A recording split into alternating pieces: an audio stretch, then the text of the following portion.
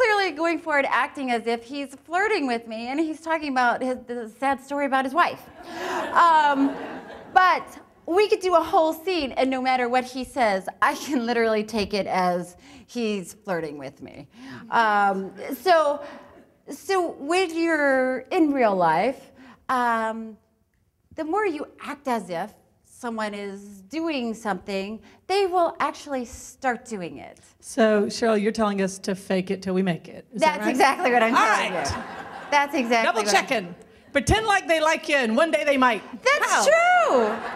That's true. I like it. That's a great tip. Y'all put that one in your notes. Or pretend like they're having a good time. Pretend like they're loving us and our students. I'm telling you, they will come around. You cannot escape it.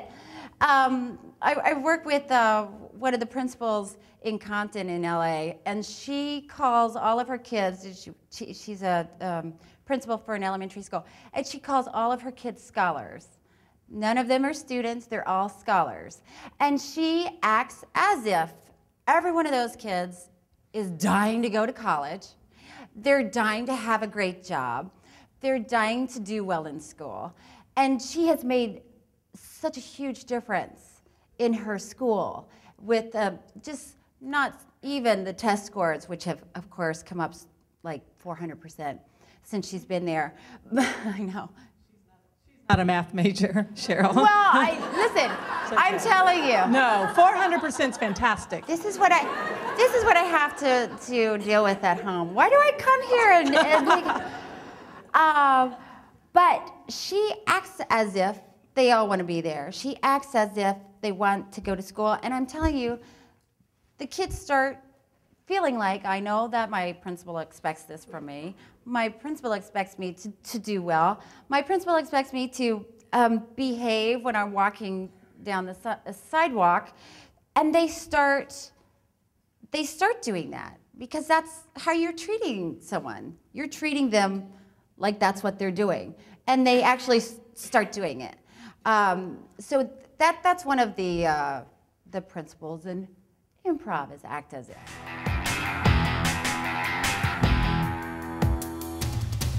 So this is also certainly one of the biggest ideas in improv too is to not control, and you have to let go of the idea that you know where this is going. We let go of that idea a long time ago. So when you're doing an improv, especially because there are two people in it, I don't know what's going to happen because I don't know what my scene partner is going to say in this improv, nor do I want to know because that's the fun of it. I don't know what they're going to add, but I know that whatever information my scene partner adds is just as important, if not more important than mine. So I walk onto the stage with no expectations. You can't, like I said, you can't know what your scene partner is going to do. You can't know what they're going to pull out, a giant sword. And you're like, oh, I see. Well, I've got one too. You just don't know. So you have to always be watching, focused, in on your scene partner, and keep your mind open for anything. Anything can happen, and it does. In improv, everything happens. Watch out, this hole goes down 50 feet. It's like, oh my God. Yes, it does. Oh my God, I almost fell in that hole. You should put something around it. So now we have a whole improv about a hole that if you fall into it, it's really the end of you. But it makes it exciting. And I think that's why, I think this idea alone is what scares a lot of actors from improv, because they need to know. Actors want to know. They want to know where this is going. What am I supposed to be doing in this scene? What am I supposed to be saying in this scene? And when you start doing improv, you realize you're not supposed to say anything. You're not supposed to know anything. You don't know where this is going. There's no way to predict where this is going. And you should feel great about it. Easy. That sounds fantastic. Let me ask you, Cheryl, because I dare say I'm not the only one who's ever lived through this. So what do we do when we have a scene partner who is, shall we say, resistant? So in other words, I'm also a part of this stage, but my scene partner never lets me talk. Mm-hmm. What do I do? Well, that's a good question. Thank you. You know, when I teach improv, what we teach is to not control. You don't control the scene. If we did a scene together and I was like, oh, you're my assistant and I'm the boss and I'm going to tell you what to do and then you're going to get over there and clean the refrigerator and then I want you to, and you're standing there. Just like this. Waiting. When you're talking about this, do these people of which you speak, do they ever stop talking? No.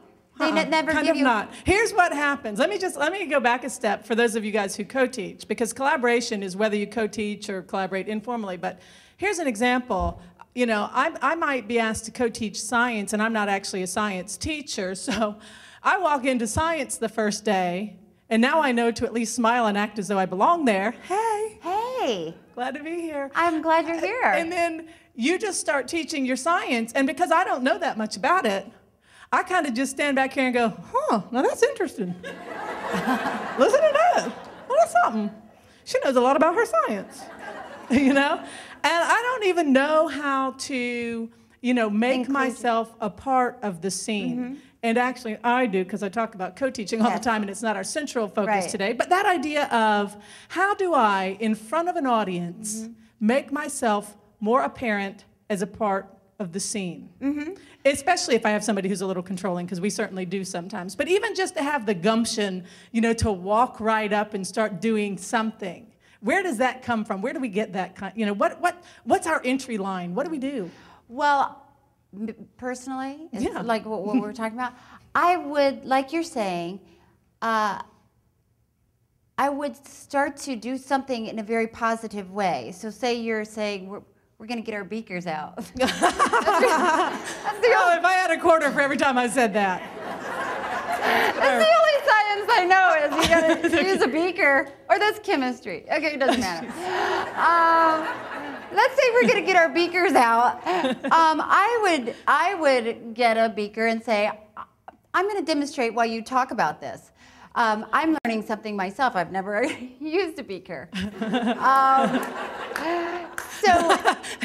So I would physically move closer to that teacher because, you know, if I'm over here, the teacher's over there, and she's or he's trying to teach their lesson, and I was back. I'm using a beaker too. It's like who's crazy pants in the corner? I would physically get closer to that teacher, and whatever you're talking about, we'll stick with the beaker because it's a good choice. The beaker, I would get my beaker out, and then I would interject when I had something important or at all interesting. Even if I was having a good time doing what she's talking about, I would say, "Oh, I see the foam coming up." Okay, science wasn't my strong suit. But I'm doing it in a positive way. I'm listening to what she's saying, and I'm working with her. Yeah, and she's physically demonstrating doing, moving.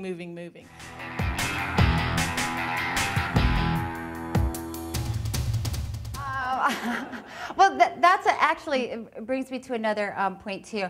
In an improv, they teach us to change your stage position, change the stage picture. So, because it just breathes a new life into something. So if we were standing here like this for 2 hours, you might at some point start to tune out, let's be honest. But if we walk around, we do something. She does that all the time. It's so awkward at the mall. I hate that. It got your attention, didn't it? And then it got your attention because you know something different is going to happen. I'm not saying you have to kneel down all the time, but I'm just saying if you change your stage picture, it adds a new energy, and it tells people something different is about to happen. And it doesn't matter if it does something different or not does happen. It's a good little trick.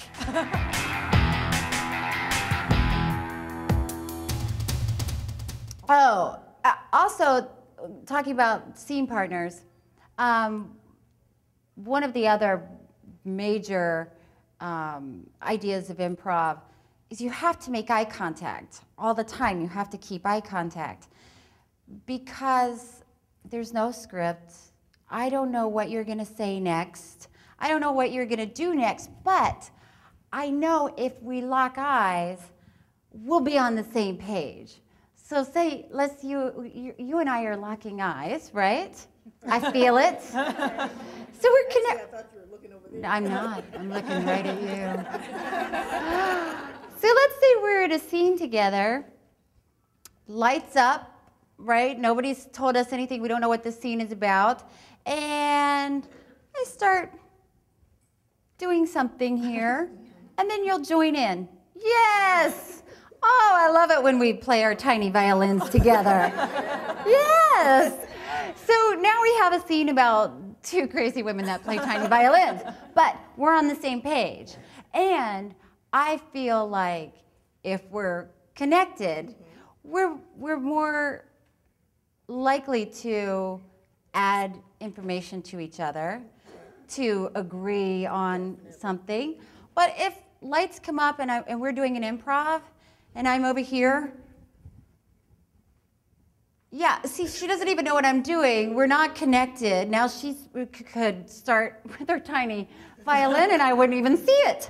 But you have to keep making eye contact, and I'm sure that's...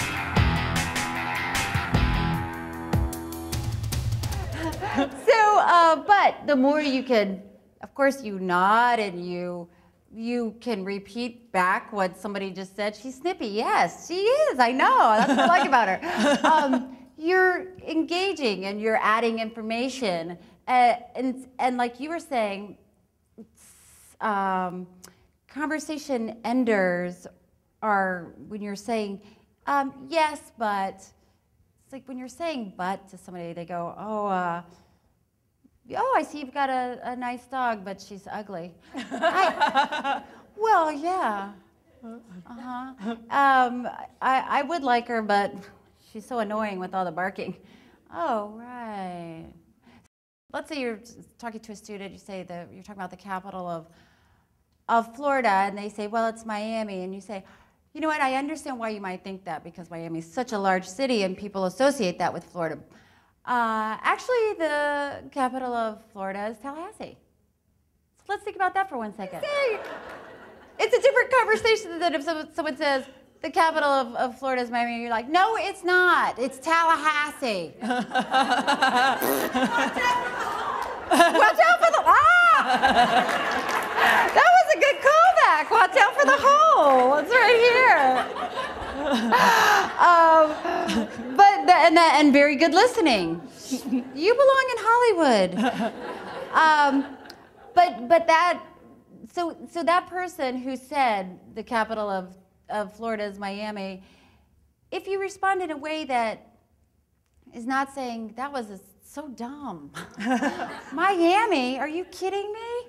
That person is probably not going to talk to me again if I did that. If they gave their idea and you validate it, because yeah, that was an idea. It wasn't exactly the idea I was looking for.